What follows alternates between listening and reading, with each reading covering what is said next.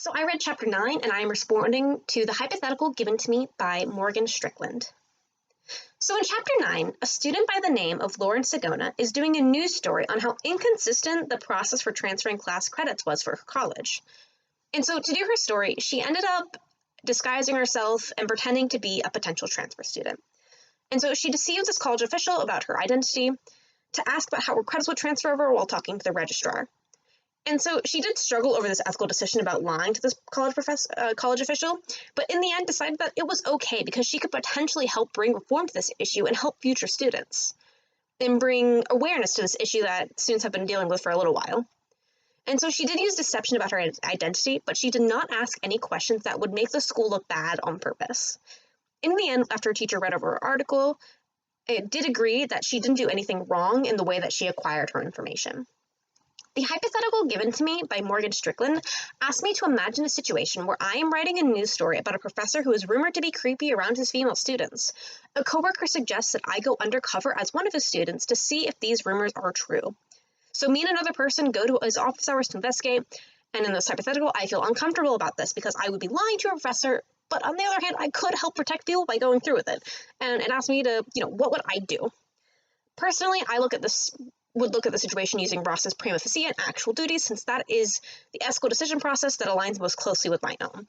And so this essentially would ask me to look at all the different things that I feel obligated to do, like seeking justice, telling the truth, reducing harm, etc.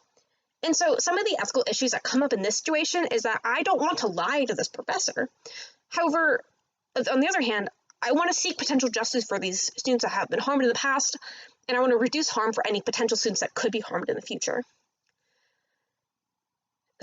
But if this story doesn't pan out, I could potentially bring harm to this professor's career based on just a rumor. It comes down to the fact that I would go through with it if I believe that the rumors had any actual basis in reality, because at most I would seek to reduce harm and seek justice for people who were affected in the past and could be affected in the future. However, if the story ends up not having any basis in reality into how the professor would treat the female students, I would avoid posting about the story altogether.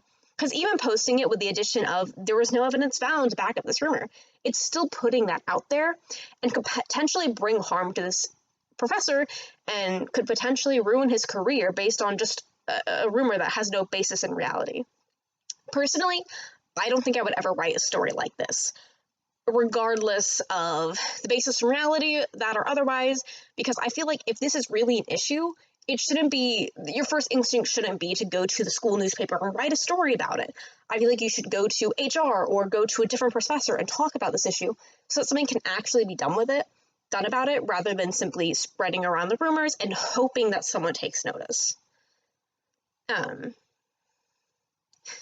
yeah, so deception, I believe, can be used in journalism if you don't go about in a way that deceives them into saying something that's not true and frames them in a negative light unnecessarily.